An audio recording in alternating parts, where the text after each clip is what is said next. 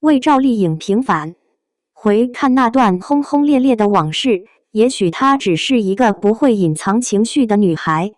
娱乐圈里有一些故事会随着时间慢慢被遗忘，也有一些故事会因为时间的沉淀而不断被重新解读。赵丽颖和陈晓之间的这段往事，无疑属于后者。大家好，欢迎大家回到我们的华语娱乐频道。多年过去，当两人各自经历了事业高峰、婚姻变化、人生起伏之后，再回头看当年的那些采访、综艺片段以及媒体报道，越来越多网友开始发现，当年很多被无限放大的争议，其实放在今天来看，并没有那么严重。甚至有人开始感慨，如果放在如今的网络环境，那些曾经让赵丽颖遭受铺天盖地质疑的话语，也许根本不会掀起那么大的风浪。当然，需要说明的是，关于两人当年的恋情，公开能够确认的事实依然有限。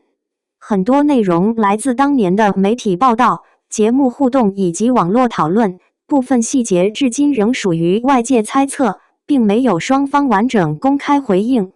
因此，讨论这些事件，更重要的是分析舆论如何形成，而不是简单的下结论。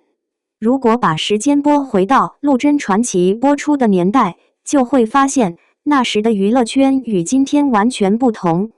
那个年代没有短视频平台，没有算法推荐，没有如今如此成熟的新媒体传播方式，但微博已经进入高速发展时期。一部爆款电视剧足以让男女主演一夜之间成为全民讨论对象。《陆贞传奇》的成功，让赵丽颖与陈晓迅速积累了极高的人气。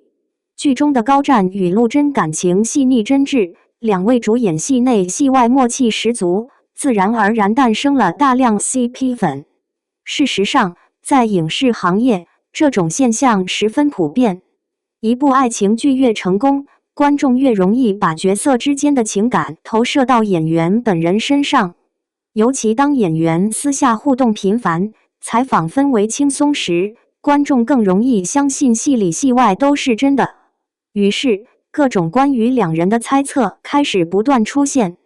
今天回头来看，其中很多内容其实并没有得到双方正式确认，但当年的媒体却乐于放大每一个细节。一个眼神，一句玩笑，一场同框，都可能成为娱乐新闻的头条。而赵丽颖也因此第一次真正感受到流量带来的另一面巨大的关注，往往伴随着更大的舆论压力。后来，有一次媒体采访赵丽颖，记者直接提到陈晓曾表示喜欢她，希望听听她的回应。赵丽颖说：“那是他说喜欢我，不是我说的。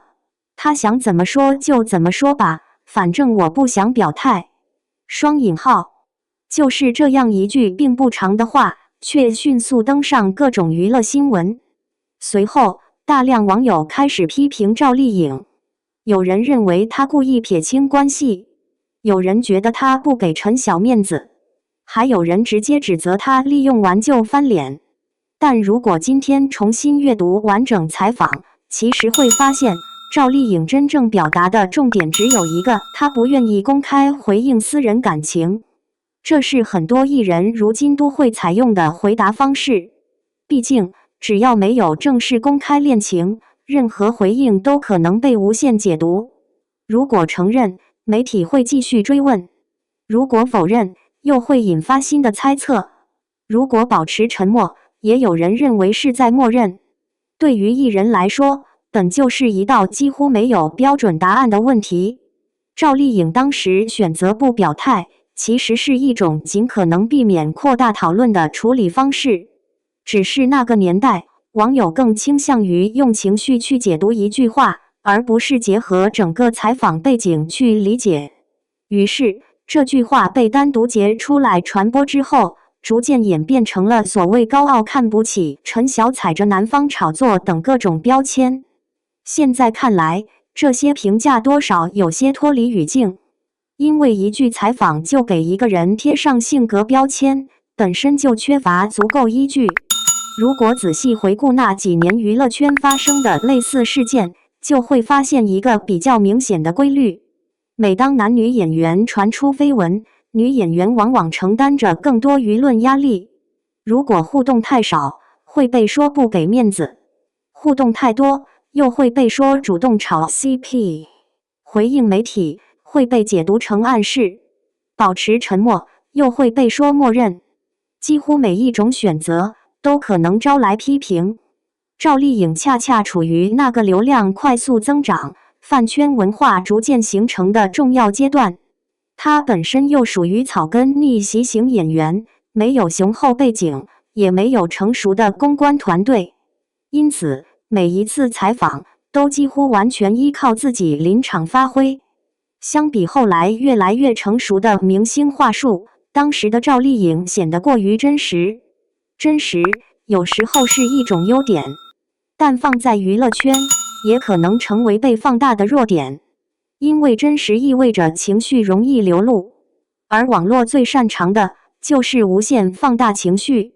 后来，一段综艺节目再次引起巨大讨论。节目中，陈晓电话连线袁姗姗，双方互相开玩笑，聊天气氛轻松。当袁姗姗说出见到你我会喜欢上你这样一句带有综艺效果的话时，旁边的赵丽颖突然插话，这一瞬间被镜头完整记录下来。节目播出后，网上立刻出现各种声音，有人认为赵丽颖没有礼貌，有人认为她打断别人讲话，还有人批评她情商低。然而，如果把整个节目完整看下来，会发现现场其实一直保持着轻松、娱乐化的氛围。综艺节目本身就强调及时反应，嘉宾之间互相打趣十分常见。赵丽颖当时究竟是出于节目效果、朋友之间的玩笑，还是其他原因，外界其实无法确定。不少网友后来重新观看这段视频时，也提出了另一种理解。如果当时两人确实存在特殊情感，那么赵丽颖流露出的反应更像是一个年轻女孩面对喜欢的人时自然产生的情绪。这种解释并非事实认定，而只是部分观众根据节目表现形成的个人判断。毕竟，没有任何公开证据能够证明当时她真实的心理活动，但至少说明如今越来越多人开始尝试从不同角度理解过去，而不是简单的贴标签。回顾赵丽颖早期所有公开采访，可以发现一个非常鲜明的特点：她说话直接，想到什么说什么，高兴就是高兴，不高兴也不会刻意掩饰。这种性格在普通人身上或许没有任何问题，但对于明星而言，却容易被无限放大。后来赵丽颖越来越成熟，接受采访时，她开始学会更加圆融，回答问题更加谨慎，媒体也很少再抓到类似的话题。有人说这是成长，也有人说这是娱乐圈带来的改变。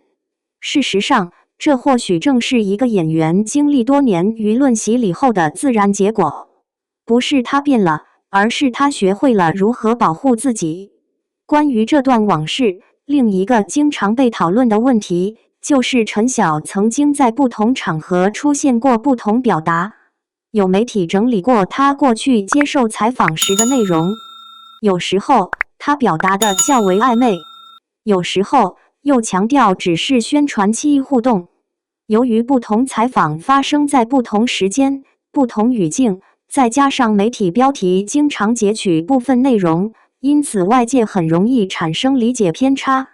这也是为什么多年以后，仍然有人认为双方曾经在一起，也有人认为只是宣传合作。真正能够确认事实的人，其实只有当事人自己。外界能够看到的只是碎片化信息，因此任何基于这些片段得出的结论都应保持谨慎。值得注意的是，当时舆论更多把矛头指向赵丽颖，而对陈晓则相对宽容。这种明显不同的舆论待遇，如今也成为不少网友重新讨论的话题。后来，陈晓与陈妍希结婚，媒体采访赵丽颖时，再次问到了相关问题。记者询问她是否收到婚礼邀请，又是否会送上祝福。赵丽颖回答，自己工作很忙，没有时间参加婚礼。就是这样一句普通回答，再一次引发各种猜测。有人认为她故意冷淡，有人认为她仍然放不下过去，还有人据此推断两人曾有过一段感情。事实上，仅凭一句采访，很难得出如此明确的结论，因为艺人在面对敏感问题时，本就可能选择尽量简短回答，以减少后续解读。赵丽颖没有主动谈论私人情感，也没有评价任何人，但网络却赋予了这句话越来越多延伸含义。这正是娱乐新闻传播中的典型现象。一句原本十分普通的话，在不断转发过程中，会逐渐脱离最初语境。最终，人们讨论的已经不是采访本身，而是围绕采访产生的各种猜测。近年来，于正多次在社交平台回应网友提问，关于陈晓、赵丽颖是否曾经交往，也出现过不同阶段的说法。有网友因此认为，于正前后表达存在变化。后来，于正又专门发文解释，表示网友误读了自己的意思，并非刻意影射任何人。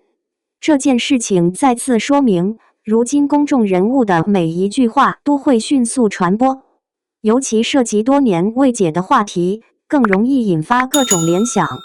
其实，无论于正最初表达什么，最终真正受到影响的，往往还是两位当事人。因为网友最关心的，从来不是一句采访，而是希望寻找所谓最终答案。遗憾的是，这个答案或许只有当事人自己知道。如果仅把赵丽颖早年的舆论压力归因于这段绯闻，其实并不全面。那个阶段，她几乎处于事业快速上升期，资源越来越好，作品越来越火，曝光越来越高。与此同时，质疑声也越来越多。有人质疑她学历，有人质疑她农村出身，有人质疑她演技，有人质疑她说话方式，甚至一个表情、一句话都可能成为热搜。在这样的环境下，任何涉及私人感情的话题都会进一步放大。因此，与其说她因为恋情受到争议，不如说她正处于流量时代最典型的舆论风暴中心。而恋情只是其中最容易传播的一部分。互联网最大的特点就是不断更新，今天的热点很快会被新的热点覆盖，但互联网同样拥有记忆。多年以后，那些曾经被断章取义的视频、采访和截图，又重新被网友翻出来讨论。不同的是，如今大家开始更愿意完整观看节目，而不是只看几十秒剪辑。越来越多人意识到，一个人的性格不应该由一句采访决定，一段关系也不应该完全依赖网络猜测去下定义。关于赵丽颖与陈晓之间究竟发生过什么，也许未来依然不会有完整答案，但这并不妨碍公众重新思考当年的舆论环境。赵丽颖当年的很多回应，放在今天来看，其实只是一个年轻演员面对媒体时略显青涩的表达。她没有后来那样成熟的公关意识，也不会像如今许多明星一样把每一句话都打磨得滴水不漏。如果说她真的有什么不足，也许只是太真实、太直接。而真实，在那个流量迅速膨胀、饭圈情绪高涨的年代，恰恰最容易成为被攻击的理由。如今，随着网友媒介素养不断提升，越来越多人开始强调事实证据和完整语境的重要性。关于赵丽颖、陈晓以及那段曾经引发无数讨论的往事，与其执着于证明谁对谁错，不如把它看作娱乐圈舆论发展的一个缩影。它提醒着所有人，网络讨论可以有观点，但观点应建立在事实基础之上。公众人物可以被评价，但评价也应尽量保持客观、公正。或许这才是多年之后重新回顾这段往事最大的意义。欢迎大家在评论区分享你的观点，让我们一起进行一次理性、客观、有价值的讨论。如果你喜欢这种深入分析娱乐热点、关注行业发展的内容，别忘了点赞、分享这期视频，也欢迎订阅我们的频道，打开小铃铛。未来我们还会继续关注华语娱乐圈的最新动态，带来更多基于事实、兼顾观点、理性分析的深度内容。感谢大家的支持，我们下期再见。